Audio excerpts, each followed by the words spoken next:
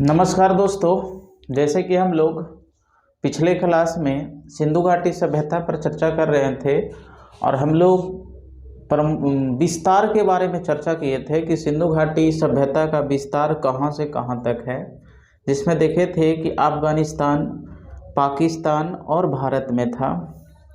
आज हम लोग जो टॉपिक है प्रमुख नगर और उनकी विशेषताएं पढ़ेंगे। अगर लंबी वीडियो हो जाए तो इसको आप लोग एक बार दो बार में करके धीरे धीरे करके देख लीजिएगा और अच्छा से आप लोग नोट कर लीजिएगा। तो देखिए, प्रमुख नगर और उनकी विशेषता पढ़ने से पहले एक बेसिक चीज़ बताते हैं। पहले बेसिक बातें थोड़ा सी इसको नोट कर लीजिए आप लोग, तब उसके बाद हम लोग उसको हेडिंग डालेंगे। ये छोटा एग्जाम में ये बेसिक बात से आ जाती है। क्या क्या है देखिए, जैसे तीन आप लोग एक ऐसा कीजिए, स्थल बनाइए, यहाँ पर खोजकर्ता के नाम दीजिए, यहाँ पर नदी लिख लीजिए, यहाँ पर क्या लिखेगा, अवस्थित। ये आप लोग चार टॉपिक बनाइए ऐसे, खोजकर्ता, नगर, अवस्थित और नदी लिखिएगा।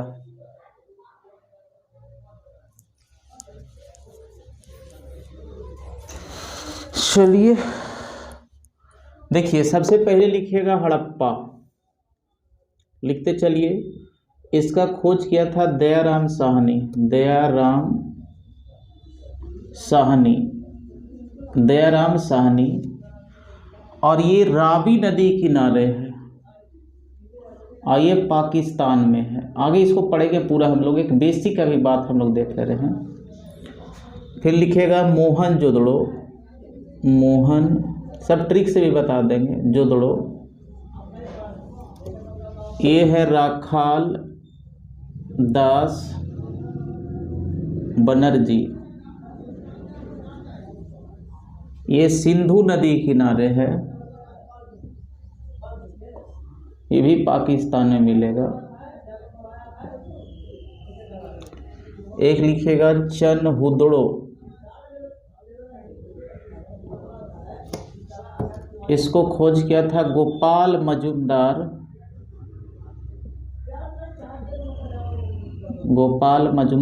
ये भी सिंधु नदी किनारे है और ये भी पाकिस्तान में है। एक लिखेगा कोट दिज्जी।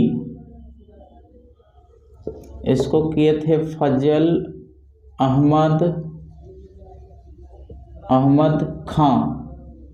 ये भी सिंधु नदी किनारे है और ये भी पाकिस्तान में स्थित है। तो ये चार हो गया। पांचवा लिखिएगा राखी गढ़ी। सूरज भान और ये घग्गर नदी किनारे है, घग्गर, और ये हरियाणा में मिलेगा। और एक लिखिएगा कालीबंगन या कालीबंगा। बीके थापर एंड बीबी लाल। और ये जो है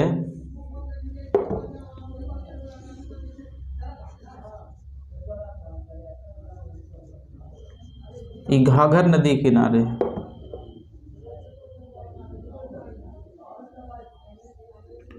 और ये मिलेगा आपको राजस्थान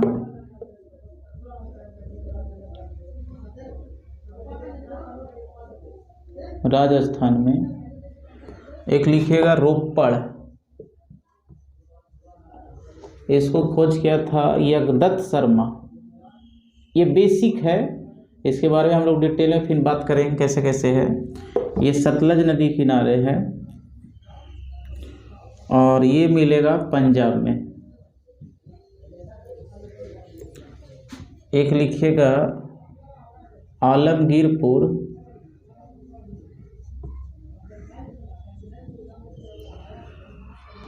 ये यज्ञदत्त शर्मा ही खोजे थे। और ये हिंडन नदी किनारे है, और ये मिलेगा यूपी में। एक लिखेगा मांडा, जगपति जोशी, और ये चिनाब नदी किनारे है। और ये मिलेगा आपको कश्मीर, जम्मू कश्मीर में। यहाँ तक दिखाई दे रहा है। चलिए अच्छा, एक और लिख लीजिए, धौलावीरा।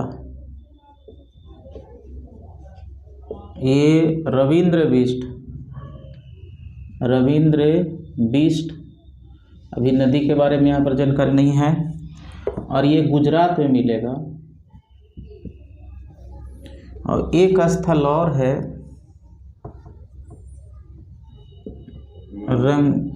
रंगपुर, इसको खींच गया है रंगनाथ। और ये मादर नदी किनारे है, और ये गुजरात में मिलेगा। देखिए कै गो हो गया, 1 2 3 4 5 6 7 8 9 10 11, मतलब लगभग 13-14 को आगे भी पढ़ लेंगे हम लोग। तो इसको बारे में एक बेसिक जानकारी आपको याद होना चाहिए कि कौन स्थल कहाँ पर है, किस नदी किनारे है, खोजकर्ता कौन है। तो इसको इतना बार पढ़ेंगे सब याद हो जाएगा। देखिए ऐसे याद भी कर सकते हैं, जैसे हड़प्पा है और खोज करता है दयाराम साहनी। तो आप बताइए, कोई अगर आपका वस्तु हड़प लेता है पड़ोसी का, तो हम लोग को दया आता है, और दया आता है तो सहना भी पड़ता है। जैसे पड़ोसी का कोई वस्तु हड़प लिया कोई आदमी, तो दया आता है, तो दयाराम साहनी। मोहनजोदड़ो, देखिए रखाल दास बनर्जी है। तो देखिए यहाँ पर मोह लिखा हुआ है, तो मोह जब कोई चीज़ लगती है तो हम लोग रख लेते हैं, रखाल दास बनर्जी। ये थोड़ा सा याद करने का क्लू दे रहे हैं, बाकी आप याद कर लीजिएगा। चन हुदड़ो, देखिए हुदड़ो मतलब बदमाशी करने वाला। तो बदमाशी करने वाला कौन थे भाई? गोपाल थे। गोपाल मतलब कृष्ण थे। देखिए यहाँ पर लिखा हुआ है कोट दिज्जी, ये है फजल अहमद खां। कैसे याद रखिएगा भाई? ज़्यादा कोट कौन पहनते हैं भाई? तो अहमद लोग ज़्यादा पहनते हैं, जो खान लोग होते हैं वो सब कोट ज़्यादा पहनते हैं। अब देखिए राखी गढ़ी, अब ऐसा लग रहा है सूरज भान, मतलब कोई राजा महाराजा को राखी बांधा जा रहा है, सूरज भान नामे से लग रहा है। अब देखिए काली बंगन का खोज करता है बीके थापर और बीबी लाल। तो ऐसा मानिए काली बंगन, ऐसा मानिए कि मान लीजिए कि काली बंगा है, तो इसको ऐसे मानिए कि आपकी पत्नी जो है, ऐसे तो आपकी पत्नी अभी नहीं हुई होगी, काली बैगन की सब्जी बना रही थी बार बार। तो आप क्या किए भाई? उसको थापर लगा दिए मार मार के, हट तेरी डिल्ली काली, और इसको एकदम मार मार के लाल कर दिए गाल। ठीक है, तो इसको ऐसे याद रखिएगा। रोपड़, देखिए रोपड़ है यज्ञदत्त शर्मा। तो हम लोग कब रो पढ़ते हैं? जब कहीं पर यज्ञ होता है तो धुआं हुआ निकलता है, तो हम लोग रो पढ़ते हैं। आलमगीरपुर, ये भी यज्ञदत्त शर्मा है। तो ऐसे समझिए कोई आदमी गिर जाता है तो उसका दांत है से टूट जाता है। ठीक है। मांडा, ये है जगपति जोशी, और ये जम्मू कश्मीर में है। तो देखिए माँ लिखा हुआ है, तो माँ का हमेशा जय होता है, जगपति, सॉरी पूरज क्या होता है भाई? जग होता है। अब एक है धौलावीरा, और इसका क्या है? रविंद्र सिंह बिष्ट हैं। और रंगपुर के रंगनाथ, दोनों में लगा हुआ है। इस तरह से और आगे भी है, उसको हम लोग धीरे धीरे करते करते पढ़ लेंगे पूरा। तो ये आप एक बार बेसिक कितना है इसको आप लोग याद कर लीजिएगा तो अच्छा रहेगा। और जो स्थल बचा हुआ है उसको आगे हम लोग कंप्लीट करेंगे। तो इसको थोड़ा सा लिख लीजिए, हम हट जाते हैं। चलिए लिख लिए होंगे। अब हम लोग हेडिंग डालिए, यहाँ से इम्पोर्टेंट है। अगर ये पोर्शन आपका कंप्लीट हो जाता है तो हड़प्पा सभ्यता से जो प्रश्न है अधिकतर यहीं से पूछेगा। लिखिएगा प्रमुख स्थल तथा उनकी विशेषताएं।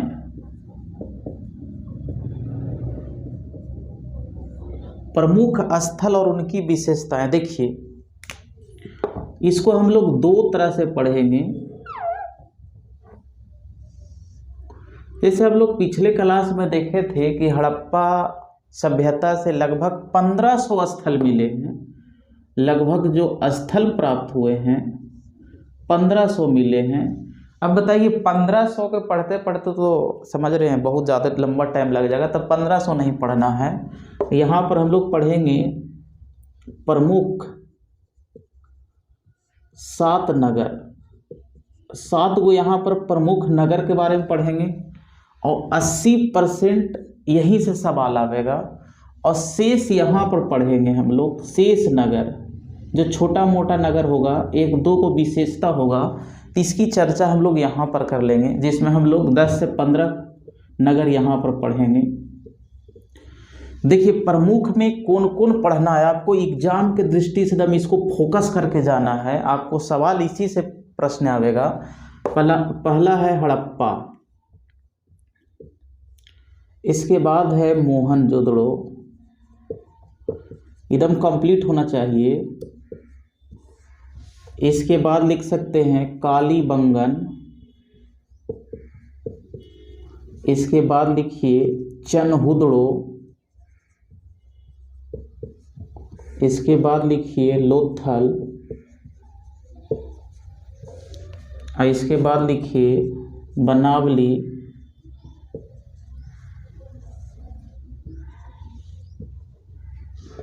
तो हड़प्पा हो गया, मोहनजोदड़ो हो गया, कालीबंगन हो गया, चनहुदड़ो हो गया, लोथल हो गया। एक नगर और है, इसमें हम लोग पढ़ लेंगे।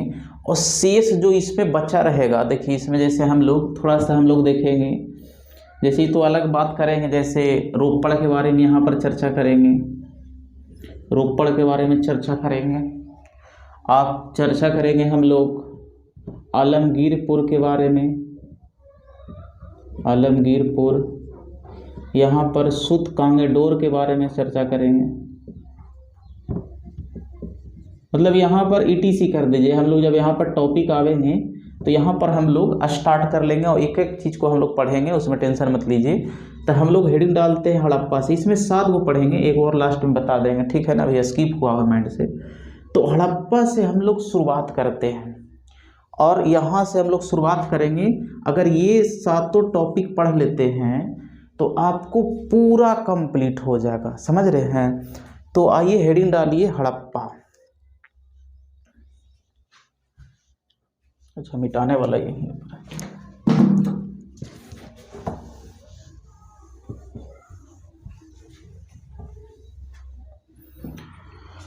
तो पहला टॉपिक दीजिए हड़प्पा, मोस्ट इम्पॉर्टेंट है। हड़प्पा से जितना सवाल बनता है पूरा हम लोग इसमें चर्चा कर लेंगे, क्या क्या सवाल आता है पूरा बेसिक से हाई लेवल में। देखिए हड़प्पा पढ़ने से पहले समझिए ये पाकिस्तान में है, पाकिस्तान के पंजाब प्रांत में है। ये जो है पाकिस्तान के पंजाब प्रांत में है। और किस नदी किनारे है, तो रावी नदी किनारे है।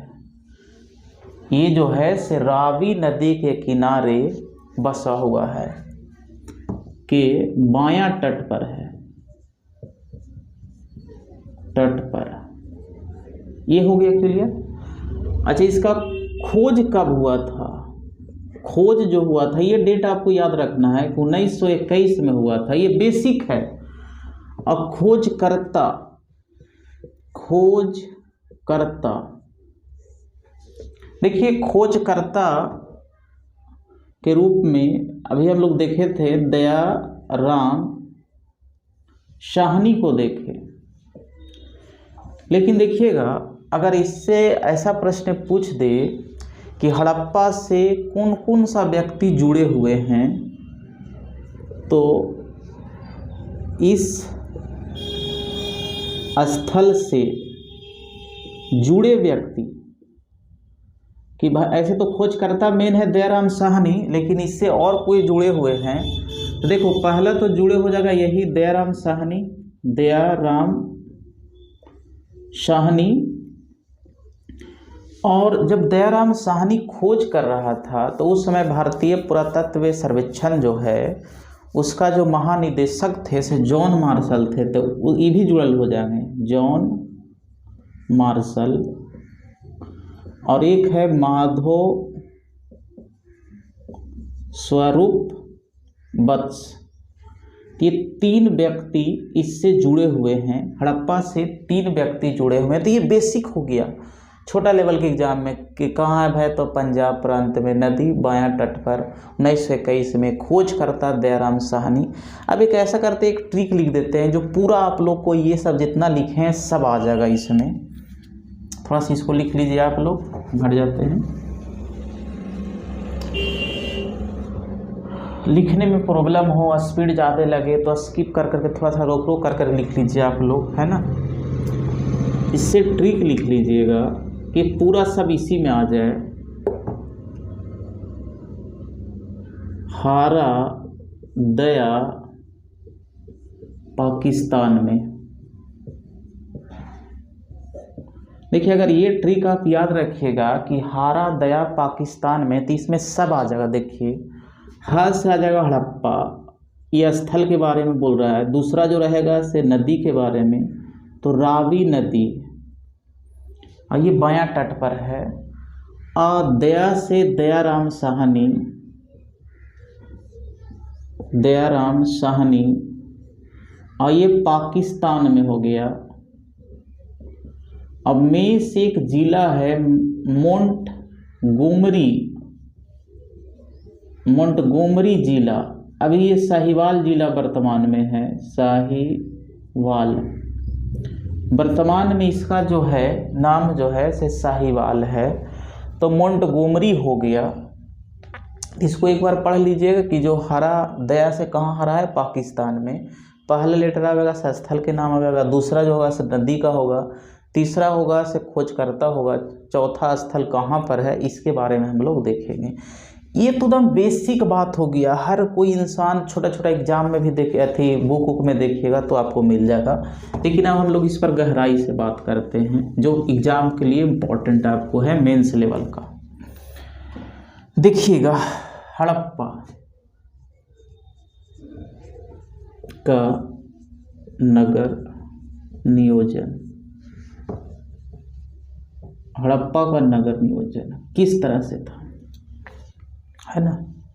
देखिएगा, देखिए अधिकतर देखिएगा कि हड़प्पा, एक चीज़ बढ़िया समझ लिए कि हड़प्पा काल का, हड़प्पा सभ्यता का जो भी लगभग नगर मिले हैं उसमें 2 तरह के स्थल थे, मतलब 2 तरह के नगर थे। एक ऊंचा पर था, एक नीचा पर था। थोड़ा समझिएगा इसको। देखिएगा जैसे मान लीजिए कि ये नगर है और ये दूसरा है,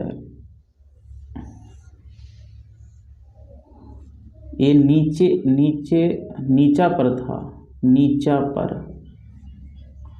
और ये ऊंचा पर था, ऊंचा पर। अब देखिए अभी भी वर्तमान समय में क्या होता है कि जो अमीर वर्ग होता है सो ऊंचे ऊंचे भवनों में रहते हैं, थोड़ा सा शहर उहर में रहते हैं, और गरीब लोग बड़ा विस्तृत क्षेत्र में रहते हैं और जैसे तैसे रहते हैं।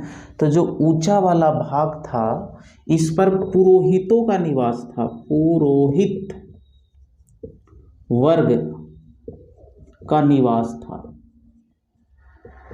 और इसमें मतलब कि अमीर घराने के लोग इस ऊंचे वाला क्षेत्र में रहते थे और गरीब घराने के लोग नीचे वाला क्षेत्र में रहते थे। और इसका आकार हमेशा छोटा होता था और इसका आकार बड़ा होता था। बताइए इसमें बाउंड्री की ज़रूरत है, कहीं भी गरीब आदमी केनहू रह सकता है। अच्छा एक चीज़ और ख़ासियत थी कि इसका बाउंड्री जो था से दुर्गीकृत था, मतलब चारों ओर आपको किला का घेराबंदी किया हुआ था। ऐसे भी देखिएगा कि अमीर लोग पूरा अपना घर के चारों किलाबंदी कर देता है कि भाई चोरी चंडाली से बचने के लिए, लेकिन गरीब आदमी कहाँ पैसा उन लोग के पास है, ऐसे ही खुले छोड़ देता है। तो ये वाला पश्चिमी टीला, देखो इसको बोलते थे पूर्वी टीला, ये पूरब में था इसलिए पूर्वी टीला, या इसको नगर बोलते थे, नगर की संज्ञा। इधर पूर्वी था इसलिए पूर्वी टीला को नगर की संज्ञा दिया। ये पश्चिमी टीला कहलाता था, पश्चिमी टीला, और इस सब में विशेषता मिलेगा, इसलिए आप लोग हम याद रखिए। और ये ऊंचा पर था और थोड़ा सा आकार में कैसा भाई था, तो आकार में छोटा था, आकार में छोटा, और ये आकार में कैसा था, आकार में बड़ा। और ये वाला दुर्गीकृत नहीं हुआ करते थे, इसके बारे में और लिख सकते हैं कि दुर्गीकृत नहीं था, मतलब जो पूर्वी टीला रहता था अधिकांश जो है से दुर्गीकृत नहीं होता था। एक मिनट, पूर्वी टीला जो है से दुर्गीकृत नहीं रहता था। और ये वाला सोचा था क्या था भाई, तो दुर्गी, एक समझ जाइएगा तो सब में यही विशेषता है, दुर्गीकृत था। और इसमें कौन वर्ग रहते थे भाई, तो गरीब वर्ग, गरीब वर्ग का निवास, यहाँ पर गरीबों का निवास रहता था। जो मध्यम वर्ग थे, निम्न कोटि के लोग थे, से पूर्वी टीला में रहते थे, उच्च कोटि के लोग इसमें रहते थे, पश्चिमी टीला में रहते थे। अब यहाँ से जानते एक बड़ा इम्पोर्टेंट है, जो पश्चिमी टीला था इसके ऊपर एक और टीला मिला है, इसको नाम दिया है एप टीला। तो जो उत्तर में टीले थे उसका नाम दिया है एप टीला, ये बिहलर महोदय दिए थे। उत्तर वाला टीला को एप टीला बोला गया है। और ये पूरे पश्चिमी टीला का एक और नाम है माउंट एबी टीला कहा जाता है। इसको माउंट एबी टीला भी कहा जाता है, या बिहलर ने कहा था, बिहलर ने कहा था। देखिए अधिकांश में आप देखिएगा सब में यही विशेषता मिलेगा कि पश्चिमी टीला छोटा होता था। और अभी भी देख लीजिए ना, जो अमीर वर्ग जो होता है से ऊंचे ऊंचे भाग में रहते हैं, छोटे मतलब मकान छोटा नहीं होता है, मतलब चारों तरफ से दुर्गीकृत होता है और एक लिमिटेड एरिया में रहते हैं।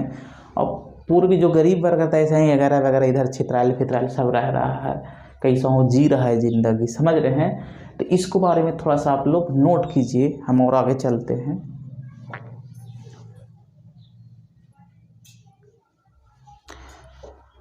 शायद आप लोग नोट कर लिए होंगे। अब इसमें कुछ और महत्वपूर्ण विशेषता है, इसको थोड़ा मिटा देते हैं।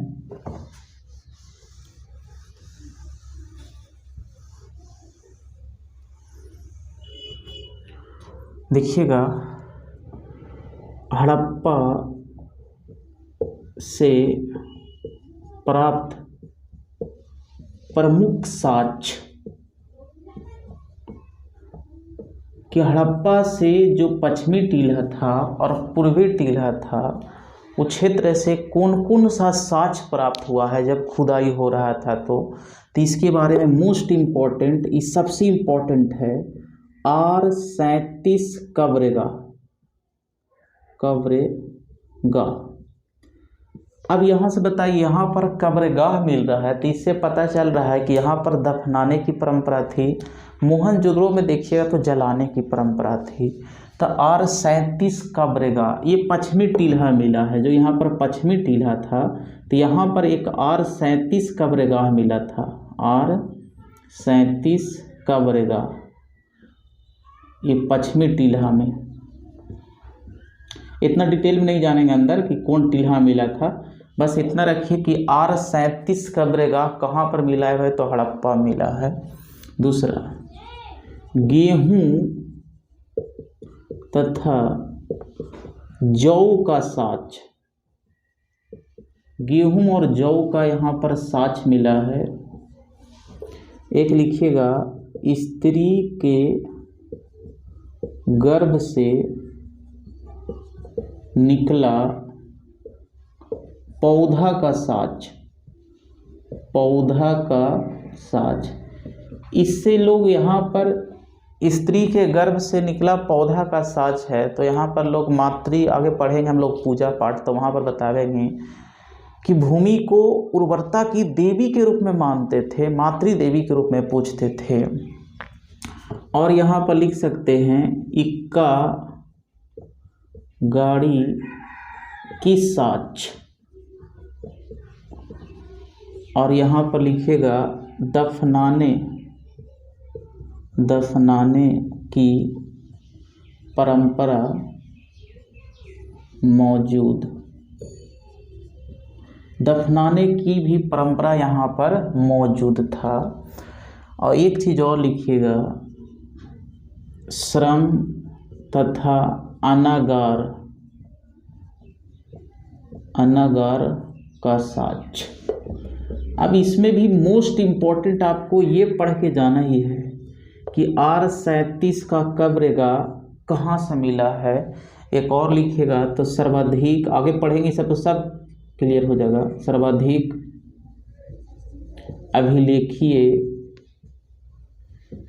अभिलेखीय मोहरे, आगे पढ़ेंगे कि मोहरे क्या होते थे, कैसा होता था, गाय का चीज़ पर अंकन नहीं मिलता है, तो इसके बारे में पढ़ेंगे। तो आपको दोनों पॉइंट एकदम याद करके जाना है कि R37 कब्रगाह और स्त्री के गर्भ से निकला हुआ पौधा का साच कहाँ पर मिला है, तो इसके बारे में ये हो गया। तो आप बढ़िया से इसको नोट कर लीजिए, आगे चलते हैं हम लोग। तो हम लोग हड़प्पा के बारे में देखें, इसमें आप लोग दो चीज़ याद रखिएगा कि R37 कब्रगाह और स्त्री के गर्भ से निकला हुआ पौधा का साच कहाँ पर मिला है। एक और पॉइंट छूटा हुआ था, इसको भी लिखे लिए, एक वृत्ताकार चबूतरे का साच मिला है। देखिए इस तरह से आप पूरा पढ़ लीजिएगा तो हड़प्पा से जो भी प्रश्न आएगा तो कभी छूटेगा नहीं। अब हम लोग हिट डालिए, मोहनजोदड़ो के बारे में पढ़ते हैं।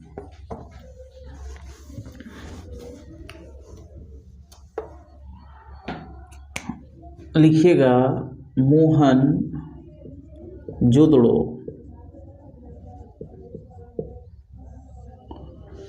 सबसे पहले समझिए कि मोहनजोदड़ो का अर्थ क्या होता है। देखिएगा ये आपको जानते हैं कि सिंध प्रांत, पाकिस्तान के सिंध प्रांत में है, तो एक भाषा वहाँ पर है सिंधी। तो सिंधी भाषा में शाब्दिक अर्थ,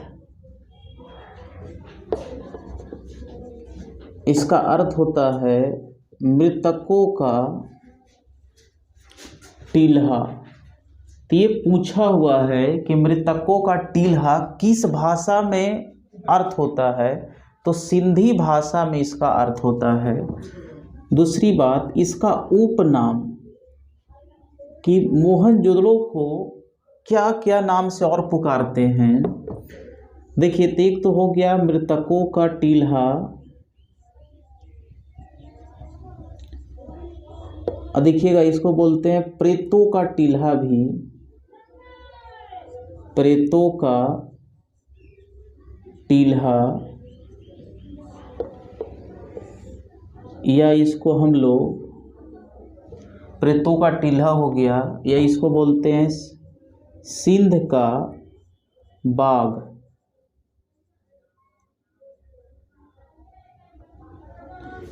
या इसको बोलते हैं स्तूप टील्हा। यहाँ पर कुषाण शासकों द्वारा टील्हा बनाया। देखिए इसका उपनाम 4 गो है, अधिकतर बच्चा एक याद रखता है। तो देखिए मृतकों का टील्हा कहिए तो मृतक है भाई, तो प्रेतों का भी टील्हा बोल सकते हैं, या इसको बोलते हैं सिंध का बाग, मतलब सिंधु वाला क्षेत्र में है, या स्तूप टील्हा भी यहाँ पर मिला है, तो ये स्तूप टील्हा ही बोला जाता है। यहाँ पर कुषाण शासकों द्वारा बनाया गया था। अब एक पॉइंट और यहाँ पर लिखिएगा, एक इतिहासकार है स्टूबर्ट पिगट, बड़ा इम्पोर्टेंट है ये, ने हड़प्पा तथा मोहनजोदड़ो को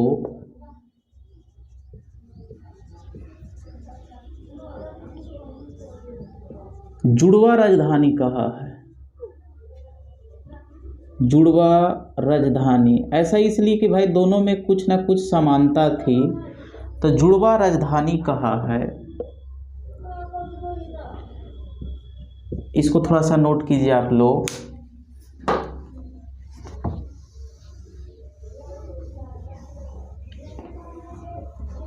इसमें और बेसिक बात अभी और देख लेते हैं। हड़प्पा मोहनजोदड़ो,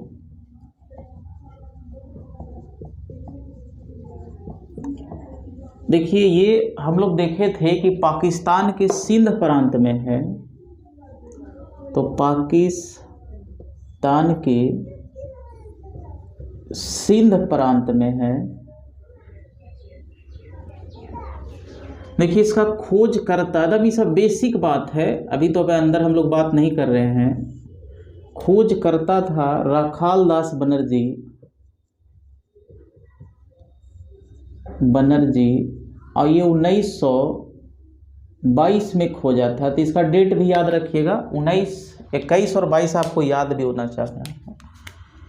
अच्छा, जुड़े व्यक्ति, इससे कौन कौन जुड़े व्यक्ति हैं? जैसे खोजकर्ता के रूप में तो केवल राखाल दास मारिएगा, लेकिन अगर जुड़े व्यक्ति में रहेगा तो एक राखाल दास बनर्जी भी हो जाएगा और एक है जॉन मार्शल, उस समय भारतीय पुरातत्व विभाग का महानिदेशक थे जॉन मार्शल, तो उन्हीं के देखरेख में ये खुदाई हुआ था। तो ये दोनों व्यक्ति इससे जुड़े हुए हैं। अब नदी, कौन नदी किनारे है? तो सिंधु नदी के दायां तट पर है। अब देखिए हड़प्पा और मोहनजोदड़ो में आपको नदी के बारे में एकदम याद होना चाहिए, कौन तट पर है। तो हड़प्पा में हम लोग देखे कि उसमें हम लोग बायां तट पर देखे कि रावी नदी के बायां तट पर है, और सिंधु, ये वाला जो है से सिंधु नदी के दायां तट पर है। तो ये सब बेसिक बात हो गई मोहनजोदड़ो के बारे में, ये सब पीटी के लिए है। आगे चर्चा करते हैं हम लोग, आप लोग लिखते जाइए जैसे लिख रहे हैं। एक ट्रिक लिख लीजिए कि पूरा इसमें आ जाए। जैसे हम लोग पहले भी बात किए थे, मौसी राखाल दास की सिंध प्रांत की है। देखिए अगर आप इसको याद रखिएगा तो पूरा बेसिक आ जाएगा। मौसी से मोहनजोदड़ो समझिएगा, मो से, और दूसरा में नदी का नाम होगा, पहले भी देखे थे हम लोग, सिंधु, और तीसरा में खोज करता हो गया राखाल दास बनर्जी। और कौन प्रांत में भाई? तो सिंध प्रांत में है, और ये पाकिस्तान में पड़ता है, आप जानते हैं। सिंध प्रांत के एक लरकाना जिला है, लरकाना जिला में। तो ये बेसिक हुआ, जितना भी बताए कि उपनाविशों मृतकों का टीला बोलते हैं, प्रेतों का टीला बोलते हैं, स्तूप टीला बोलते हैं, और इसको हम लोग बेसिक, और इसका सिंधी भाषा में भी याद रखिएगा कि मृतकों का टीला होता है। इसका खोजकर्ता कौन है, कब हुआ था, कौन स्टेट में है, ये सब हम लोग चर्चा कर लिए। अब थोड़ा सा इस पर गहराई से हम लोग बात करते हैं, क्या था, जहाँ से आपको प्रश्न आपको लेवल उठा के देगा, उसमें देखिएगा। जैसे अभी हम लोग देखिए हड़प्पा जब पढ़ रहे थे तो एक चीज़ हम लोग देखे कि कोई भी टीला दो भाग में विभाजित था, एक पश्चिमी टीला, एक पूर्वी टीला। तो पश्चिमी टीला का आकार छोटा होता था और पूर्वी टीला का आकार बड़ा होता था, ये हम लोग देखे। इसको बोलते हैं पश्चिमी टीला, पश्चिमी टीला, ये मोहनजोदड़ो के बारे बोल रहे हैं। और ये बोलते हैं पूर्वी टीला, इसको नगर बोलते थे, और इसको गढ़ी बोलते हैं। अभी हम लोग देखे ये चारों ओर दुर्गीकृत होगा, हर में विशेषता यही है कि चारों ओर क्या था, ये दुर्गीकृत था, इसमें अमीर लोग रहते थे। तो यहाँ पर लिख सकते थे दुर्गीकृत, मतलब चारों ओर बाउंड्री मारा हुआ था। इसमें आप देखिए पुरोहित वर्ग रहते थे, पुरोहित मतलब उच्च घराने के लोग रहते थे, और इसमें गरीब, मध्यम या निम्न वर्ग का निवास था। इसका आकार बड़ा होता था। आज भी गरीब आदमी लोग बिना दुर्गीकृत वाला क्षेत्र में रहता है, आकार बड़ा, कोई बाउंड्री मारे की ज़रूरत नहीं है। और जो अमीर लोग होते हैं, संपन्न होते हैं, अपने घर के चारों ओर बाउंड्री मारे रखे होते हैं कि भाई चोरी चंडाली से बचे। इसमें पुरोहित वर्ग हो गया, इसका आकार छोटा होता था। एक चीज़ और देखिए कि ये नीचा पर था, ये सब में विशेषता रहेगा, और ये ऊंचा पर था। अब यहाँ पर सबसे इम्पोर्टेंट है कि क्या क्या साक्ष्य मिला है, समझिएगा। तो ये आपका ये टीला है, ऐसे मान लीजिए घर बना हुआ ऐसे, है ना। तो यहाँ पर कई तरह के साक्ष्य मिले हैं, तो हम लोग साक्ष्य पर चर्चा करते हैं, है ना।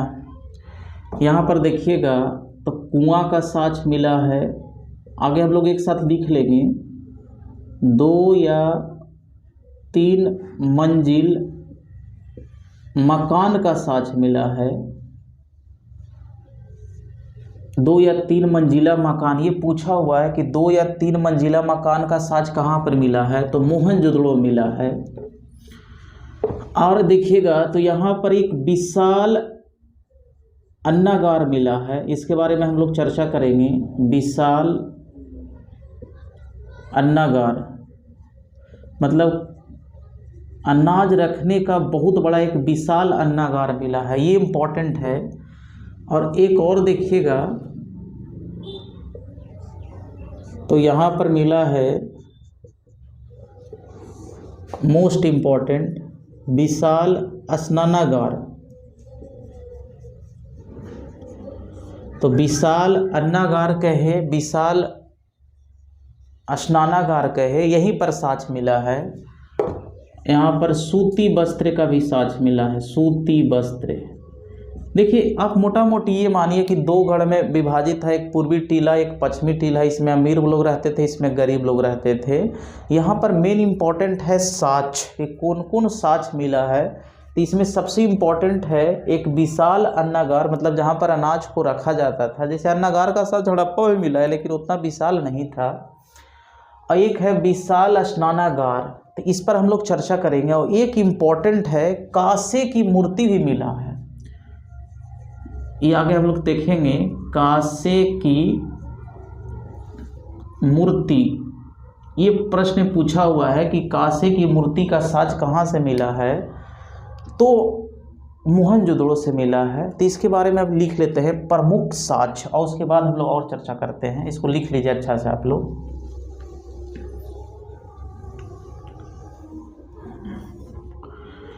हेडिंग डालिएगा प्रमुख साक्ष्य। अब ये याद होना चाहिए, काहे कि ये सवाल यहाँ से बहुत इम्पोर्टेंट है। तो देखिए इसको ट्रिक से आप याद रखिए। ऐसा समझिए कि पुरोहित है, तब पुरोहित का काम क्या होता है, पूजा पाठ करना। तो सबसे पहले पुरोहित क्या करेगा, पुरोहित है सबसे पहले जाएगा कुआं पर, कुआं पर वहाँ पर जाएगा तो स्नान करेगा, फिर वस्त्र पहनेगा। उसके बाद क्या करेगा भाई, पूजा करने के लिए लंबी सड़क से गुजरते हुए मंदिर में मतलब कि पूजा करने के लिए मंदिर में एक तरह से जाएगा। तो मंदिर में वहाँ पर जाता है तो पूरा सभा लगा हुआ था, तो यहाँ पर सभागार पूरा लगा हुआ था। और वहाँ पर जो पूजा करता है से पशुपति का पूजा करता है, और पूजा करके फिर लौट आ जाता है घर पर और अन्न खा लेता है और सो जाता है। तो देखिए इससे एक ट्रिक याद रखिएगा कि पुजारी था, नहाने गया, फिर कपड़ा पहना, फिर पूजा करने गया लंबी सड़क से, और वहाँ पर पूजा किया था पशुपति का। तो देखिए ऐसे समझिए। देखिए यहाँ पर मिला है पुरोहित का आवास, पुरोहित का आवास। तो देखिए एक पुरोहित था, यहाँ पर कुआं भी मिला है, पहले फिर कुआं पर गया था, कुआं। यहाँ पर सूती वस्त्र मतलब सूती वस्त्र पहना, ठीक है। यहाँ पर चौड़ी सड़क मिला है, तो चौड़ी सड़क पर जा रहा था, इसको राजपथ भी बोलते थे। और चौड़ी सड़क पर जाते हुए पहुंचा कहाँ भाई? पशुपति का मोहर, मतलब पशुपति के मंदिर गया। वहाँ पर बहुत ही सभा चल रहा था, तो सभा भवन लिख लीजिए। अब पूजा वूजा करता है तो कोई मूर्ति का ही पूजा किया होगा, तो यहाँ पर लिख लीजिएगा कांसे की मूर्ति। और उसके बाद अगर मान लीजिए घर आवेगा तो अन्न खाएगा, तो यहाँ पर अन्नागार मिला है। और उसके बाद सो गया, तो सोएगा तो भाई कोई तो मकाने में सोएगा, तो यहाँ से दो या तीन मंजिला मकान। तो बड़ा इम्पोर्टेंट है। और भाई कुआं में गया था। और एक चीज़ और लिख लीजिएगा यहाँ पर, विशाल स्नानागार, स्नान करेगा ना, विशाल स्नानागार। तो इसको आप याद रखिएगा कि पुरोहित का वास कहाँ पर मिला है, कुआं का साज कहाँ मिला है, सूती वस्त्र, चौड़ी सड़क, पशुपति का मोहर, सभा भवन, कांसे की मूर्ति, अन्नागार, 2 या 3 मंजिला मकान, विशाल अन्नागार, इसका साज मिला है मोहनजोदड़ो से। लेकिन सबसे इसमें इम्पोर्टेंट ये है, ये 3 इम्पोर्टेंट है कि कांसे की जो मूर्ति है से कहाँ से मिला है, तो मोहनजोदड़ो से। अब विशाल अन्नागार का साज कहाँ से मिला, इसके बारे में चर्चा हम लोग कर रहे हैं। और एक है कांसे की मूर्ति, तो इसको थोड़ा सा आप लोग ध्यान रखिएगा। आगे चलते हैं।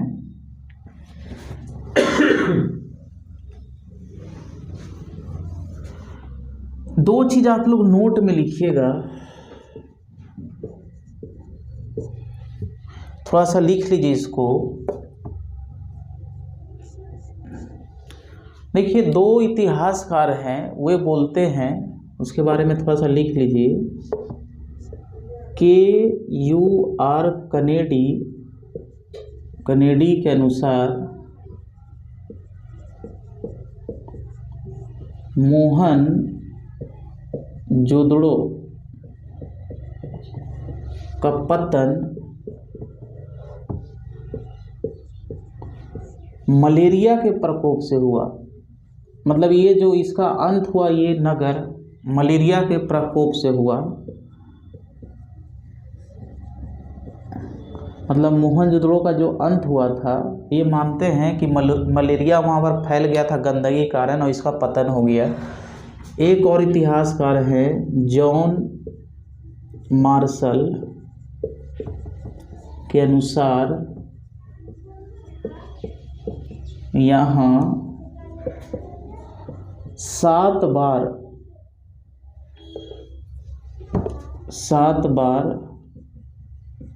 बाढ़ आई और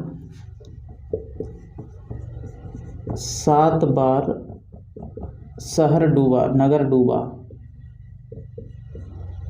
इसके बारे में थोड़ा सा पढ़ ले रहिएगा, तो अगर प्रश्न आता है तो बन जाएगा कि किनके अनुसार मोहनजोदड़ो में 7 बार बाढ़ आया था और 7 बार ये नगर डूबा था। तो जॉन मार्शल बताए हैं।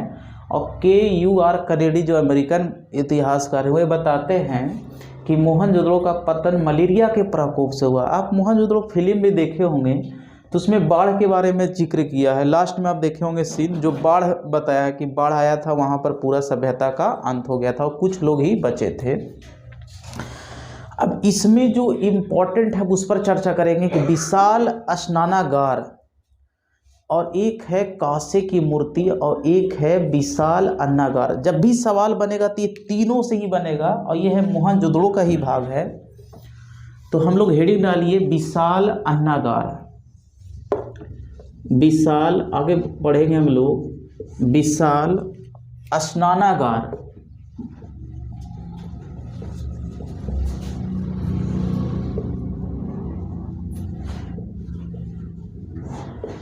ये बड़ा इंपॉर्टेंट टॉपिक है। तो पहला तो सवाल अगर छोटा लेवल में पूछेगा तो बस ये पूछेगा कहाँ से मिला है, तो मोहनजोदड़ो से मिला है, मोहनजोदड़ो से साक्ष्य। लेकिन ये छोटा हो गया, स्नानागार मोहनजोदड़ो से मिला है, लेकिन इतना से सवाल नहीं बनता है, समझिएगा इसको।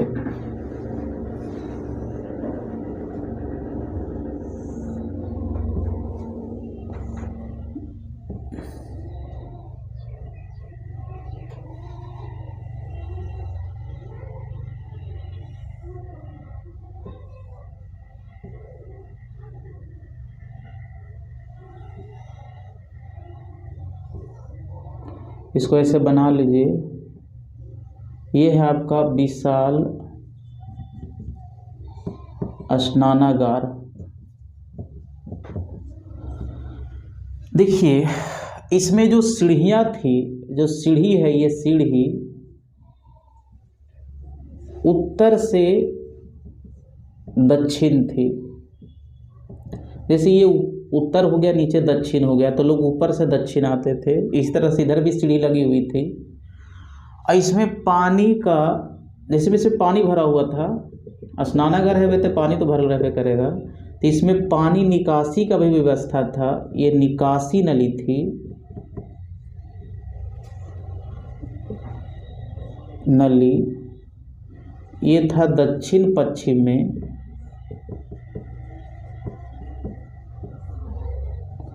अब यहाँ से आप थोड़ा सा दिमाग लगाइए कि एक विशाल स्नानागार है, तो इसका लोग यूज किस पर्पस से करते थे। एक तो आप देखिएगा स्नान के पर्पस से, लेकिन सबसे सटीक जो इसका इतिहास का अनुमान लगाते हैं कि इसका लोग यूज जो करता था से धार्मिक पर्पस से करता था। धार्मिक अनुष्ठान जब होती थी तो इसका उपयोग आज भी आप देखिएगा, गांव शहर में देखिएगा छोटे छोटे तालाब बने रहते हैं, तो उसमें धार्मिक अनुष्ठान ज़्यादा होती है, जैसे छठ उठ हो गया, ये सब लेकर। तो इसका मुख्य जो पर्पस था, विशाल स्नानागार का जो मुख्य उद्देश्य था, धार्मिक अनुष्ठान यहाँ पर होता था। समझिएगा ये थोड़ा सा लंबा था, लंबाई चौड़ाई ऊंचाई, मतलब ये 3D में थी। आप देखिएगा तो इसकी लंबाई थी 1188, चौड़ाई देखिएगा तो इतना थी, ऊंचाई देखिएगा तो इतना थी। ये डायमेंशन इसका था, मतलब लंबाई लगभग 12 देखिएगा, चौड़ाई देखिएगा 7 और ऊंचाई देखिएगा इतना। अब इसमें थोड़ा सा नोट लिखिएगा, बड़ा इंपॉर्टेंट है ये पॉइंट, कि इसका मुख्य उद्देश्य धार्मिक, मुख्य उपयोग लिखिए, उपयोग धार्मिक। जैसे वहाँ पर अगर सवाल बनता है कि विशाल स्नानागार का मुख्य उपयोग लोग कैसे क्या करते थे, भाई दिल रहेगा स्नान करने के लिए, तो वो नहीं मारेंगे।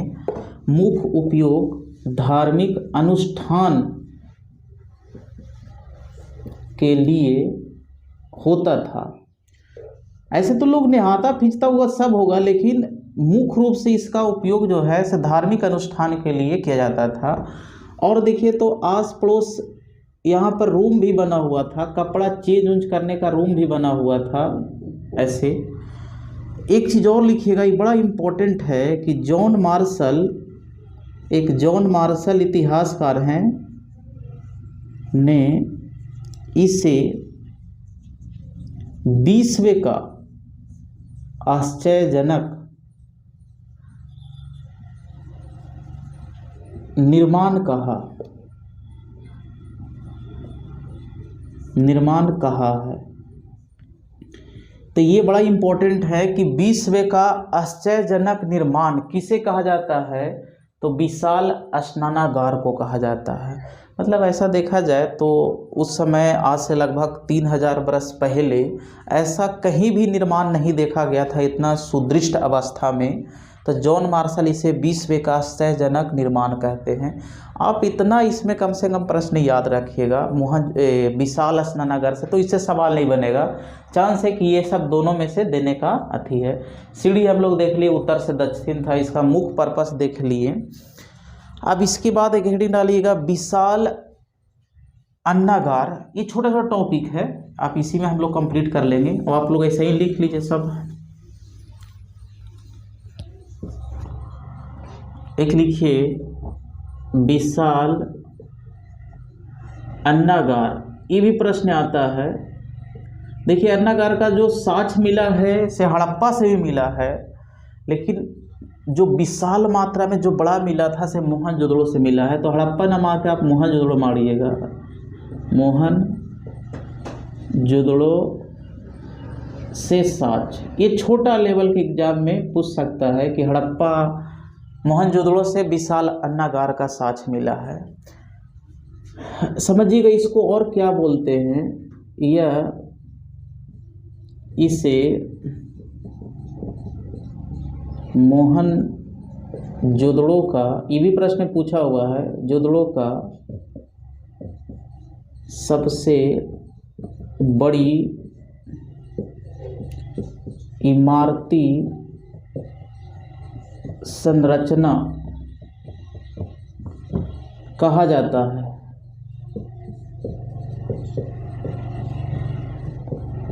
जैसे ये मकान ऐसा था, इसी में अन्न का भंडारण होता था। भविष्य में मतलब कि कमी हो तो अन्न का भंडार। आप थोड़ा सा इसी से दिमाग लगाइए कि लंबाई जो था से बहुत ज़्यादा था, 72 मीटर लंबा था और चौड़ाई देखिएगा तो 22.86 मीटर था। तो इसके बारे में आप इतना जानकारी याद रखना है कि विशाल अन्नागार का साक्ष्य मोहनजोदड़ो से मिला है। यह मोहनजोदड़ो का सबसे बड़ी इमारती संरचना था, मतलब भवन था।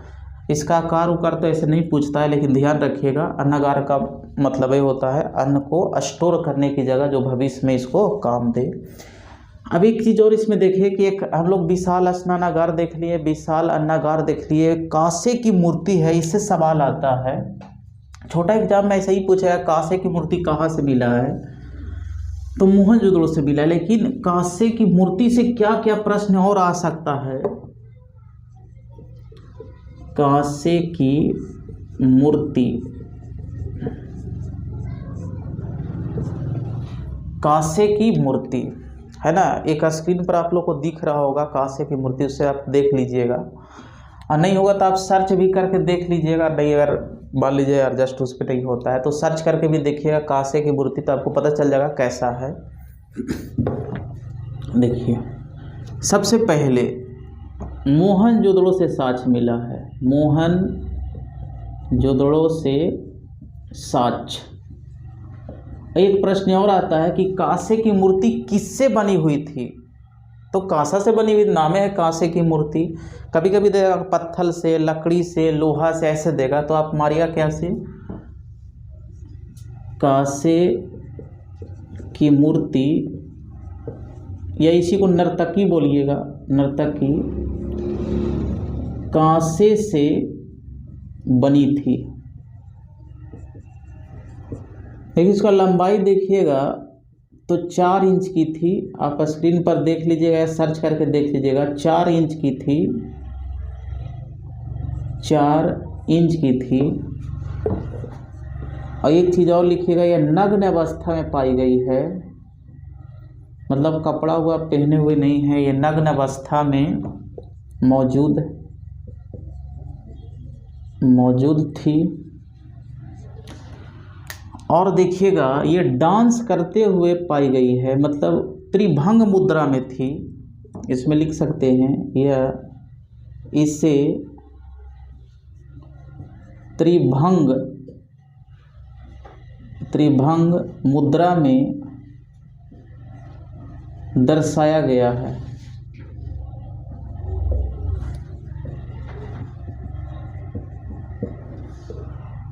तो कांसे की मूर्ति से ये प्रश्न आ सकता है भाई कैसी अवस्था में, तो नग्न अवस्था में थी, त्रिभंग मुद्रा में थी, जैसे डांस करते हुए ऐसे होता है ना, इसको बोलते हैं त्रिभंग मुद्रा। और तो और यह एक लास्ट पॉइंट, यह प्रोटो ऑस्ट्रेलॉयड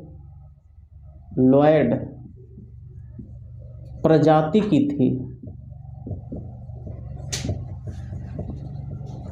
तो हम लोग देखें ये कांसे की मूर्ति, तो इसमें मेन इंपॉर्टेंट यही है कि किससे बना हुआ था, तो कांसा से बना हुआ था।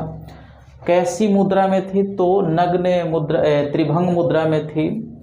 और कौन प्रजाति की थी, तो प्रोटोअस्ट्रोलाइट प्रजाति। लेकिन एक पॉइंट सबसे इंपॉर्टेंट कि ये इससे लुप्त मूंग पत्ती से बनाई गई थी। सबसे इंपॉर्टेंट, मोस्ट इंपॉर्टेंट, एकदम ये VVI है ये दोनों पॉइंट।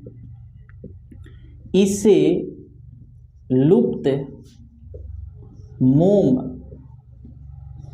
पद्धति से, इंपॉर्टेंट पॉइंट है कि इसे लुप्त मोम पद्धति से बनाया गया था। अगर ये आपको नहीं पढ़े तो कुछ नहीं पढ़े, बनाया गया था।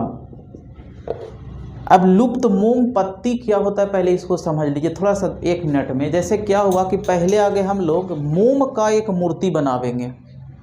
जैसे मान लीजिए ये मोम का हम मूर्ति बना दिए ऐसे कर करके, जो भी हो, एक मोम का हम लोग मूर्ति मान लीजिए ऐसे बना दिए, सपोज डेट, हाथ गोड़ ऐसे सब बना दिए। अब इसके ऊपर मोम का बढ़िया से बनाकर एक लेप चढ़ा दिए मट्टी का। अब इसको हम लोग पका देंगे, तो पकावेंगे तो मोम क्या हो जाएगा, खत्म हो जाएगा। और केवल क्या बचेगा भाई, तो ढांचा ऊपर वाला बचेगा। तो इसमें मोम जो है से क्या हो जा रहा है, लुप्त हो जा रही है, तो लुप्त मोम पत्ती। अब एक जो ढांचा बनेगा बचेगा ये मट्टी वाला, अब क्या करेंगे, ऊपर से हम लोग कांसा डाल देंगे। मतलब जैसे मान लीजिए ये पूरा मिट्टी का भी बना हुआ है, खोखला है, ऊपर से यहाँ से कांसा, पिघला हुआ कांसा डाल देंगे और पूरा एक मूर्ति तैयार हो जाएगा। इसमें लुप्त मोम जो होता है ऐसे लुप्त हो जाता है, गायब हो जाता है। कहे कि भाई उसको पकावेंगे तो गायब होवे करेगा, तो इसी को हम लोग लुप्त मोम पत्ती कहते हैं। ये नहीं पूछेगा कैसे कैसे होता है, खाली आप याद रखिए कि लुप्त मोम पत्ती से कौन बना था भाई, तो कांसे की मूर्ति या नर्तकी इसको बोल सकते हैं। तो ये टॉपिक हो गया मोहनजोदड़ो। अब आगे चलते हैं हम लोग।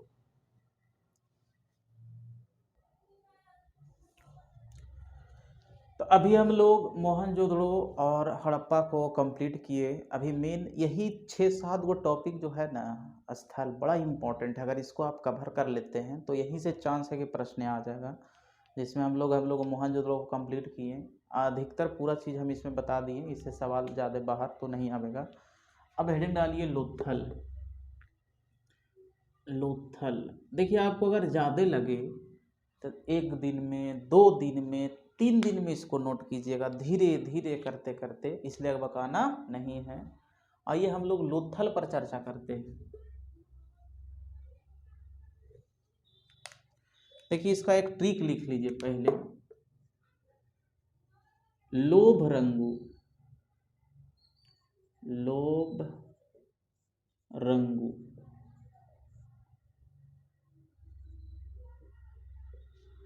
लोभ रंगू इसका ट्रिक है, मतलब बेसिक हो जाएगा। जैसे लोथल नदी, ये लोथल स्थल हो गया। भोगवा नदी, भोगवा नदी किनारे हो गया। खोज करता था रंगनाथ, रौ, और गू से हो गया गुजरात। तो लोभ रंगो, देखिए इसका डेट आप याद मत रखिएगा, डेट आप लोग का 1-2 को जो बता दिए उसी को आप याद रखिएगा। तो लोथल, भोगवा नदी किनारे, रंगनाथ रौ खोज किया है, कहाँ पर है, तो गुजरात में है ना। अब सबसे इम्पोर्टेंट, इसको क्या बोलते हैं, लिखिएगा लोथल का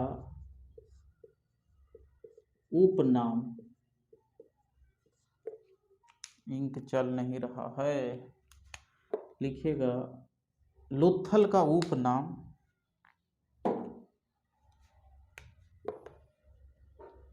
इसको हम लोग मुर्दों का टीलहा कहा जाता है।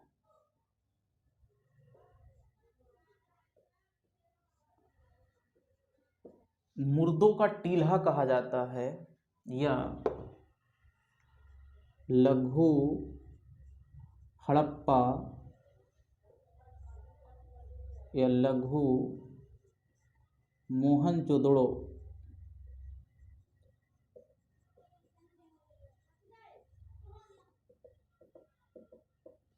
देखिए इसको लघु हड़प्पा और लघु मोहनजोदड़ो भी कहा जाता है। तो देखिए लोथल को क्या बोलते हैं भाई, मुर्दों का टीला। लघु हड़प्पा, लघु मोहनजोदड़ो, थोड़ा सा इंक डालते हैं, थोड़ा वेट कीजिए।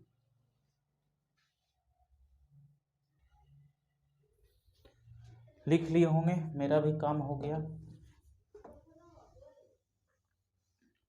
अच्छा ये सब छोटा छोटा टॉपिक है। मेन मोहनजोदड़ो लघु और हड़प्पा थोड़ा सा बड़ा था, अब इसमें और अभी चर्चा करते हैं। देखिएगा इसको, ये भी 2 भाग में विभाजित था। ये सब में विशेषता मिलेगा, इसको लिखिएगा भी आप लोग।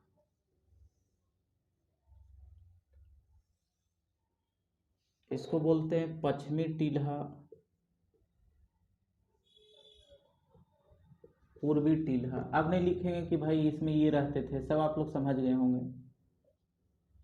लेकिन जानते हो 2 क्लास अभी जो 2 टॉपिक पढ़े हम लोग, मोहनजोदड़ो और हड़प्पा, उसमें देखे थे कि पश्चिमी टीला केवल दुर्गीकृत था। लेकिन इसमें सबसे इंपॉर्टेंट ये है कि इसमें एक ही रक्षा प्राचीर से घिरा हुआ था। एक ही रक्षा प्राचीर से घिरा स्थल कौन है, तो लोथल है। आगे हम लोग पढ़ेंगे अलग अलग रक्षा प्राचीर, ये भी दुर्गीकृत था, ये भी दुर्गीकृत था, वो कालीबंगन था। कोई दुर्ग नहीं था, वो था चनहुदड़ो।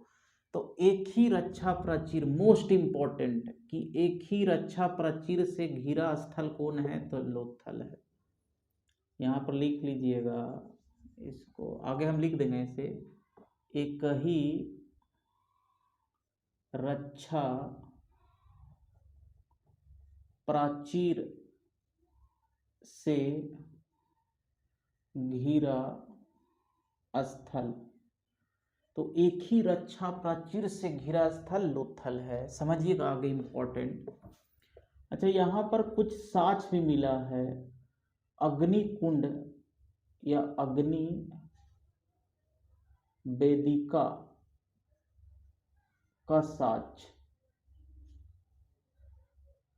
और सबसे इंपॉर्टेंट यहाँ पर आप एकदम याद ही रखना है, गोदीवाड़ा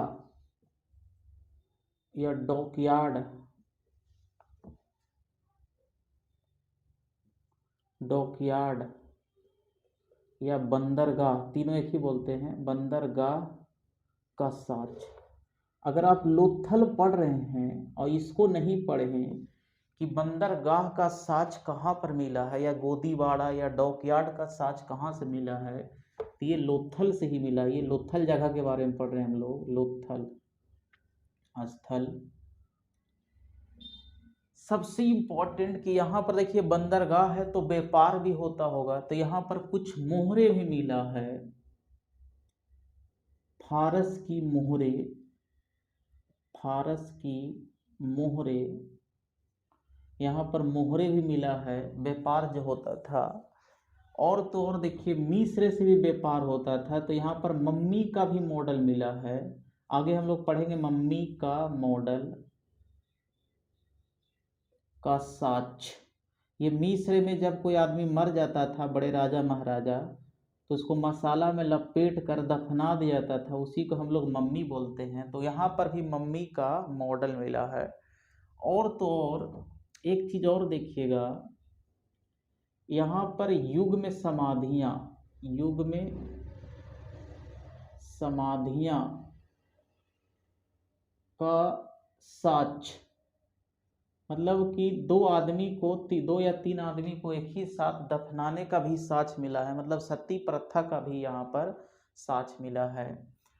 यहाँ पर चालाक लोमड़ी का साक्ष्य मिला है, चालाक लोमड़ी का साक्ष्य। अब जानते हैं लोथल में सबसे इंपॉर्टेंट तो बेसिक हो गया, खोज कहाँ हुआ, कौन किया, और कहाँ है, कौन नदी किनारे है, ये तो हो गया। लेकिन सबसे इंपॉर्टेंट ये है डॉकयार्ड, और एक ही रक्षा प्राचीर से घिरा स्थल कौन था, तो लोथल था। तो इसको ऐसा करते यहाँ पर लिख लीजिए, प्रमुख साक्ष्य,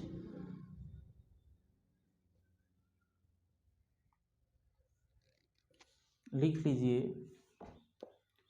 एक ही रक्षा प्राचीर से घिरा स्थल, एक ही रक्षा प्राचीर से घिरा स्थल, ये था। दूसरा में लिखिएगा बंदरगाह का साच, ये मोस्ट इम्पॉर्टेंट, बंदरगाह कहिए या गोदीवाड़ा कहिए या डॉकयार्ड कहिए, का साच मिला है। और यहाँ पर फारस की मोहरे भी मिला है, फारस की मोहरे। यहाँ पर सती प्रथा का कि युग में मिला है, तो सती प्रथा का साच। और हम लोग देखें चलाक लोमड़ी, चलाक लोमड़ी, लोमड़ी का साच। और यहाँ पर देखिए मम्मी, घर वाला मम्मी नहीं, मम्मी का साच।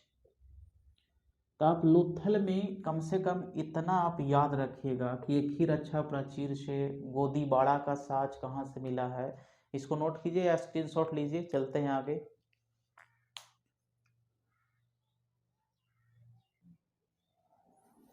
आप लोग नोट कर लिए होंगे। अब इसके बाद नगर नंबर 4 डालिएगा, चनहुदड़ो, चनहुदड़ो। देखिए हम लोग 3 को पढ़ लिए, अब चनहुदड़ो के बारे में पढ़ेंगे, मोस्ट इंपॉर्टेंट भी है। देखिए इसका ट्रिक आप याद रख लीजिएगा, ये बेसिक हम बता रहे हैं। चसिगो सिप्पा, चसिगो सिप्पा, इसका ट्रिक है चसिगो सिप्पा। देखिए चा से हो गया चनहुदड़ो, ये तो बेसिक दम है। सिंधु नदी, गोपाल मजुमदार, गोपाल मजुमदार, और ये सिंध, और ये पाकिस्तान, सिंध प्रांत, और ये हो गया पाकिस्तान, पाकिस्तान में है। ये आपको दम बेसिक हो गया कि चनहुदड़ो के बारे में बेसिक हो गया। नेक्स्ट इसमें है नगर नियोजन, नगर नियोजन। इसका नगर नियोजन किस तरह से था, देखिए हम लोग 2 टीला बनावेंगे, बार बार पढ़ रहे हैं, एक पश्चिमी टीला और एक पूर्वी टीला। इसको लिखेंगे पूर्वी टीला और पश्चिमी टीला।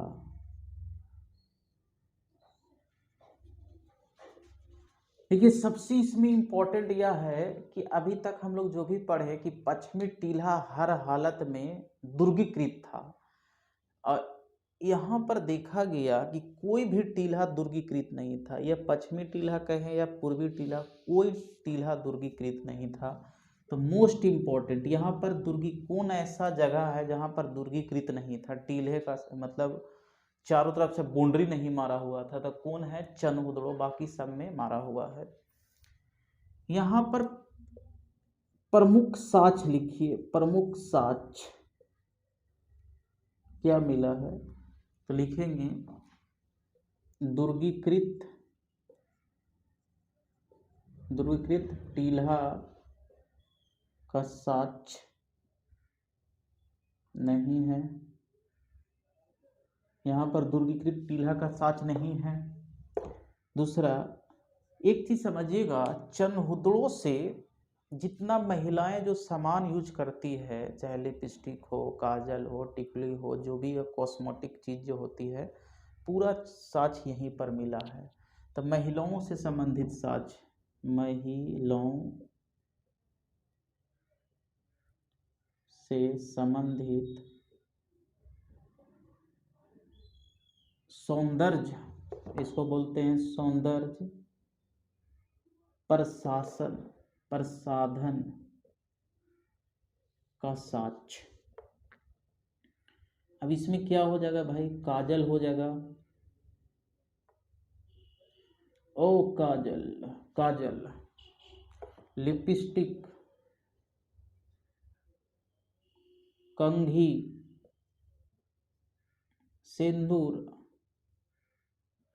तो कॉस्मेटिक चीज यहाँ पर सब मिलेगा। सिंदूर, एक चुटकी सिंदूर की कीमत क्या जानो रमेश बाबू, जानते होंगे ना। तो सिंदूर। और एक चीज और यहाँ पर मिला है, इसको भी लिख लीजिएगा। कुत्ता द्वारा बिल्ली का पीछा करता हुआ पद चिन्ह। तो ये बड़ा इम्पोर्टेंट है। चन हुदड़ो। आपको अगर इसमें, ये तो बेसिक हो गया, ये इसमें ये याद रखना है कि दुर्गित टील्हा कौन नहीं था भाई, तो ये चन हुदड़ो था। यहाँ पर कॉस्मेटिक चीज जितना मिला है, महिलाओं से संबंधित सब यहाँ पर मिला है। और कुत्ते द्वारा बिल्ली का पीछा करता हुआ यहाँ पर साक्ष्य मिला है। एक चीज और लिख सकते हैं कि चन हुदड़ो में प्राक हड़प्पा कालीन स्थल मिले हैं। मतलब हड़प्पा कालीन स्थल, हड़प्पा जब अंत हो गया था, हड़प्पा सभ्यता अंत हुआ था, उसके बाद भी कुछ स्थल वहाँ पर, मतलब क्या बोल सकते हैं कि जब इसका अंत हुआ तो इसके बाद भी कुछ लोग वहाँ पर बसे थे चनहुदड़ो में। तो उसको बोलते हैं प्राक हड़प्पा कालीन स्थल। उस अंत होने के बाद कुछ लोग बस गए, तो वहाँ भी। तो ऐसे उतना इम्पोर्टेंट नहीं है। आप ये सब इतना अगर पढ़ लेते हैं, इतना पढ़ के जाते हैं, तो आपको सवाल है कि यहाँ से ही बनेगा। अब इसके बाद हम लोग आगे चर्चा करते हैं। दो गो और 3 गो बचा हुआ, उस पर हम लोग चर्चा करते हैं।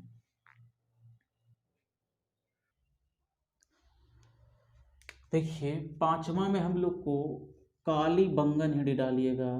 काली बंगन या काली बंगा, 2 पर बचा हुआ है, उसको भी कंप्लीट करते हैं, इसका समाप्त करते हैं वीडियो को हम लोग। देखिए यहाँ पर याद रखिएगा, काधबी ने पूजा की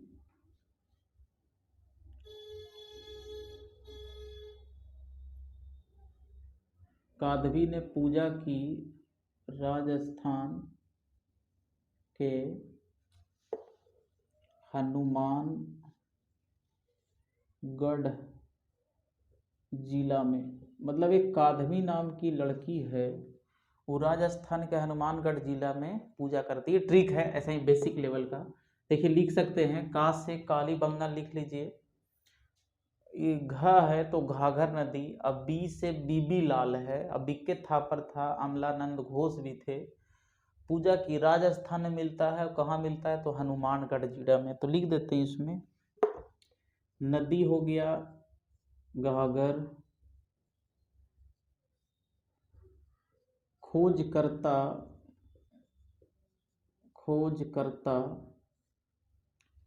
बीबी लाल, बिक्के थापर एंड अमलानंद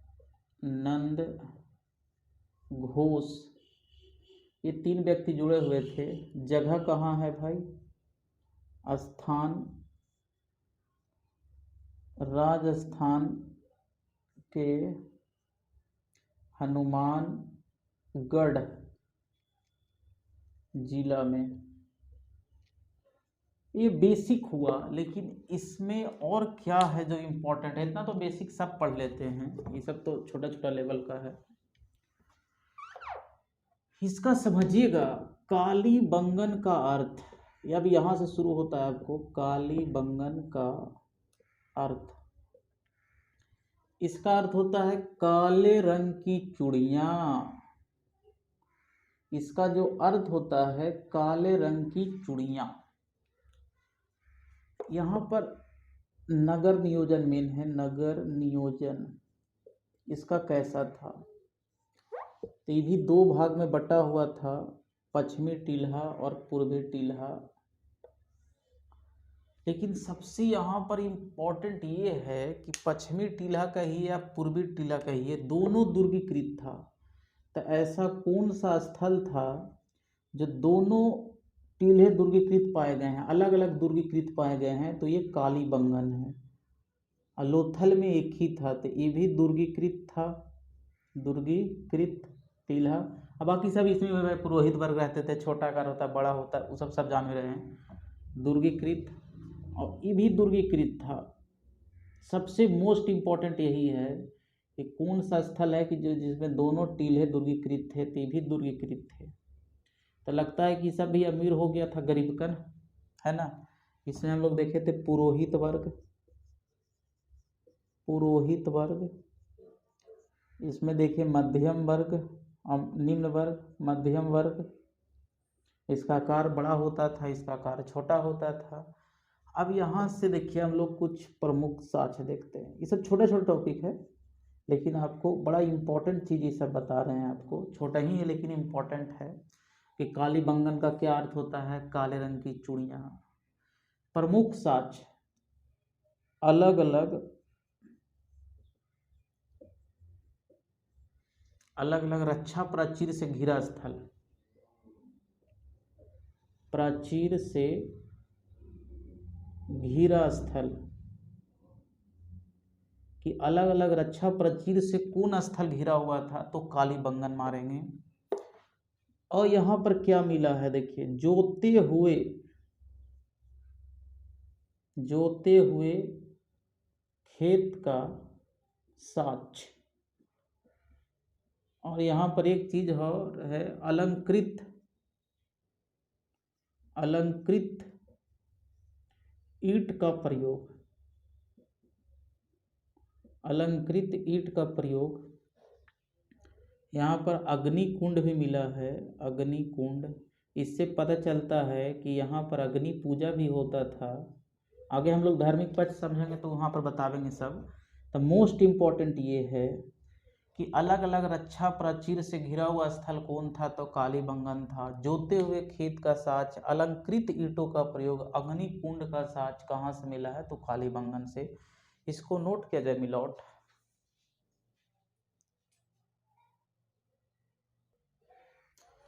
देखिए छठा जो पढ़ना है हम लोग को, इसमें हम लोग पढ़ेंगे धौलावीरा, धौलावीरा। और एक और है जो सातवां वहाँ पर छूट गया था, माइंड से स्किप हो गया था, रंगपुर है। धौलावीरा से सवाल पूछा हुआ है। तो सबसे पहले तो ये तो गुजरात में है। खोजकर्ता, खोज एकदम बेसिक बात। अभी खोजकर्ता रविंद्र सिंह बिष्ट, खोजकर्ता कौन है भाई, तो रविंद्र सिंह बिष्ट है। और कहाँ पर है भाई, तो ये कच्छ, कच्छ की खाड़ी में, कच्छ की खाड़ी में। लेकिन यहाँ पर सबसे इम्पोर्टेंट है नगर नियोजन, इसी के चलते हम लोग पढ़े हुए हैं, नगर नियोजन। अगर आप ये समझ गए तो बड़ा इम्पोर्टेंट है। देखिए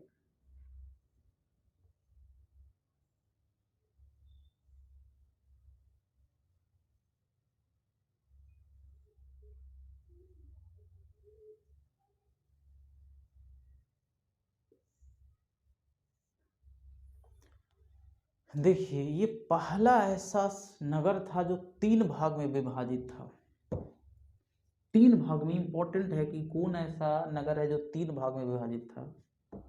पश्चिमी, मध्य पूर्व, पश्चिमी टीलहा, मध्य टीलहा और पूर्वी टीलहा, पूर्वी टीलहा। तो ये 3 भागों में विभाजित था, पश्चिमी टीलहा, मध्य टीलहा और पूर्वी टीलहा। और इसके बीच में स्टेडियम का साक्ष्य मिला है, बड़ा इंपॉर्टेंट ये है, स्टेडियम का साक्ष्य। अब ये जानते हैं, ये जो धौलावीरा जो था से एक चीज के लिए फेमस था, उच्च कोटि का जल प्रबंधन यहाँ पर था, मतलब जल प्रबंधन के लिए बड़ा ये फेमस था। तो समझिए यहाँ पर साक्ष्य में लिखिएगा, यही आपका इम्पोर्टेंट है। उच्च कोटि का जल प्रबंधन की व्यवस्था, ये इम्पोर्टेंट पॉइंट है। यहाँ पर लिखिएगा स्टेडियम का साक्ष्य, खेलने वाला। और तीसरा है 3 भागों में विभाजित टीला। तो ये 3 पॉइंट अगर आप याद रखते हैं तो धौलावीरा से जब भी आएगा सवाल तो इसी से होगा। तो इस तरह से हम लोग जो प्रमुख 7 नगर था, जो प्रमुख फेमस था, उसको हम लोग कंप्लीट किए।